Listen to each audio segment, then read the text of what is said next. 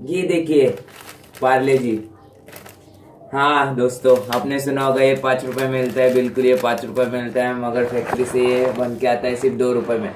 2 रुपए में इसका आते वक्त टैक्स लगता है, इसलिए ये आप पहुंचता है 5 रुपए में। देखिए इसके इंट्रोडक्शन।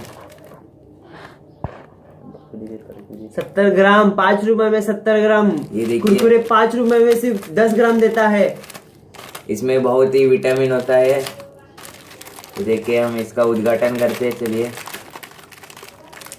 रुको, ये लड़की देखो जो है वो अभी कितनी बड़ी हो गई है। देखो ऐसी दिखती है वो। चल। हाँ, ये देखिए इसको खोलते हैं। हम आज दिखाएंगे इसमें होता क्या है। ये देखिए इसमें काउंट करते हैं कितने बिस्किट है। 1 2 3। ये देखिए बहुत ही घटिया क्वालिटी का बिस्किट है। 4 5। जो ये क्या, ये देखिए अंदर पूरा भूसा है। इसका नाम प्रोडक्ट टाइम टू टाइम नहीं देते। हम इसके टेस्ट देखते हैं अभी। रुकिए, ये देखिए ये देखिए हम इसकी अब टेस्ट देख। इसमें क्या क्या होता है। बहुत ही मजबूत है। ये देखिए कितना